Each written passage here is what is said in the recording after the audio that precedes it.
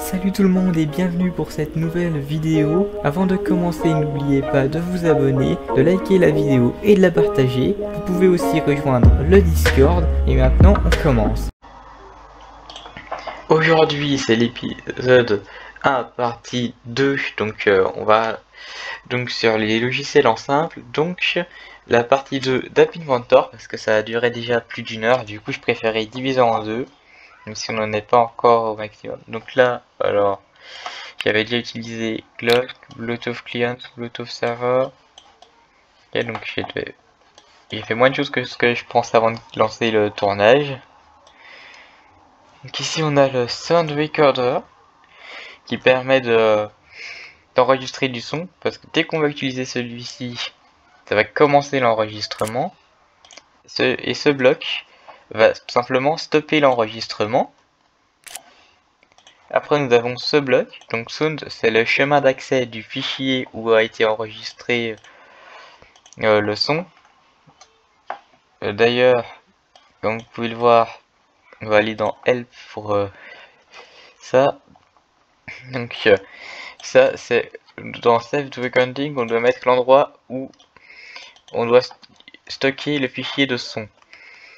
Donc il faut mettre un chemin complet vers un endroit existant avec une extension .3gp, sinon ça ne va pas marcher. Et il faut l'utiliser évidemment avant d'enregistrer, sinon ben, c'est pas logique et ça ne fonctionne pas. L'application ne s'amuse pas à tout remettre dans l'ordre pour vous, il faut y faire par vous-même. Donc là on peut aussi faire quelque chose quand le... Donc ça c'est après le record, mais là on peut aussi mettre quelque chose qui se passe dès que c'est arrêté, donc on peut aussi mettre... par exemple on peut mettre là-dedans when sound recorder when stopped recording, et là on met un message du notifier, mais bon allez, on s'en sert pas aujourd'hui.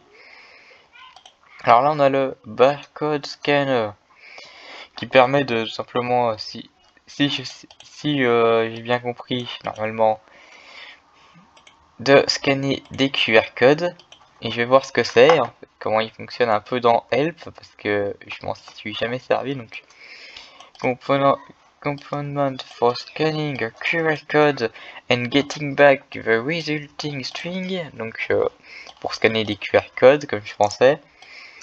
Alors, results, donc ça c'est le résultat. URL external scanner, et là c'est pour mettre une adresse avec laquelle on veut ou non utiliser le mode scanner externe, si je arrive bien à traduire, dans App Inventor. Et donc ça va être version of exing qui est intégré dans App Inventor, qui va être usé normalement, utilisé si on met false sur use eternal scanner. Donc là on a pour scanner, pour après le scan, donc je retourne là-dessus. Donc là on scanne, là on met là avec ce bloc là on met si on veut utiliser un scanner externe ou pas. Si on met pas si on met false, ça va être sur le scanner par défaut d'App Inventor, donc pour les QR codes. Ok, donc scan. Donc généralement je dirais qu'il faudrait le mettre dans le premier bloc à configurer. Ensuite, quand on fait un do scan, il faut aussi mettre après quand on a fini le after scan. Et là on voit ce qu'on peut faire avec le résultat. On peut faire, si on sait comment on s'y prend avec ce logiciel, on peut peut-être faire des affichages des prix par exemple. Et après, je ne vois pas douter qu'il permettrait encore de faire une boutique en ligne sur App Inventor là-dedans. Ça c'est clock, donc on l'avait déjà un peu vu, mais pas énormément parce qu'on avait vu le timer, mais là il y a aussi tout ceci. Donc tout ce qui est en rapport avec le temps, je vous laisse découvrir. Le timer, donc là par exemple, on peut désactiver le timer de l'horloge et le réactiver quand on en a envie. Donc là, le thermomètre, on peut faire quelque chose quand on voit, quand le thermomètre détecte un changement de température, on peut faire une condition, et que si la température atteint telle température, en degrés, donc Celsius, ça va faire une action spécifique du genre envoyer une notification. Donc là, on va faire plus sérieux que ça. On a Firebase DB1 qui ressemble vraiment à Cloud DB1, sauf que c'est pas du tout la même chose. Alors ça, si je me souviens bien, les données ne sont pas persistantes.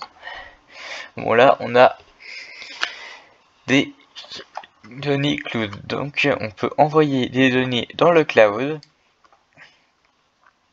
Donc par exemple là, on a pour choisir ce qu'on fait quand il y a une erreur, quand on change une donnée, quand on retire quelque chose, je crois, ou alors c'est quand on retire quelque chose d'une liste, pour récupérer une valeur.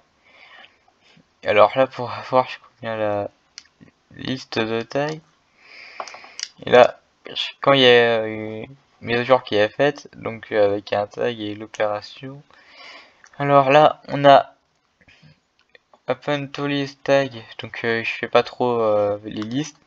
Clear tag, c'est pour retirer un tag, donc petit item qui permet de retrouver la valeur, ben, on l'enlève, et du coup on peut plus s'en servir. Donc là, Cloud DB1 connected, donc ça c'est pour vérifier que c'est connecté en faisant if Cloud DB1 connected égale true, et on fait des actions, la liste d'actions après.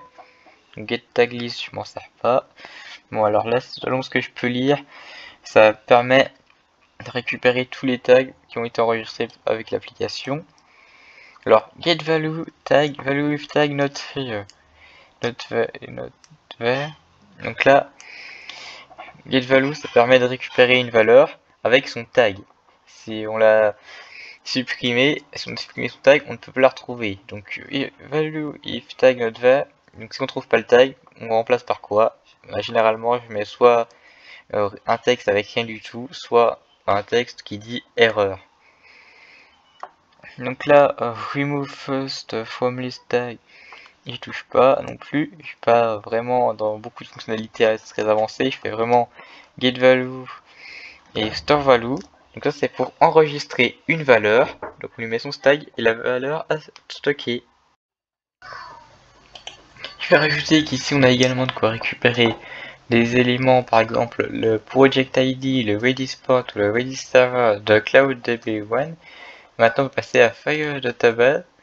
Donc ça c'est une Cloud Database, vous pouvez mettre autant que vous voulez. Normalement là pareil, Fire Database par contre c'est expérimental, ça veut dire que ça peut être retiré à l'avenir d'App Inventor. Donc là on a à peu près, ça a l'air d'être les mêmes choses, mais je crois que c'est sur le stockage local plutôt qu'en cloud, parce qu'ici c'est en cloud et là c'est sur le stockage local. Donc le Bluetooth on l'a déjà vu. Allez, je crois que on a peut-être bientôt fini avec tout ce bazar. Là on a le camcorder pour le vidéo record. Là il n'y a pas besoin de paramétrer de chemin de fichier, vous mettez juste record vidéo, il a fait après le record, ce que vous faites du chemin d'accès. Caméra, donc c'est pour prendre des images. Notifier, je m'en suis déjà assez servi. Allez. Eh bien, on a enfin fini. Sur ça, c'est déjà la fin de cette vidéo. On se dit à plus tard pour une prochaine vidéo sur ma chaîne. Allez, à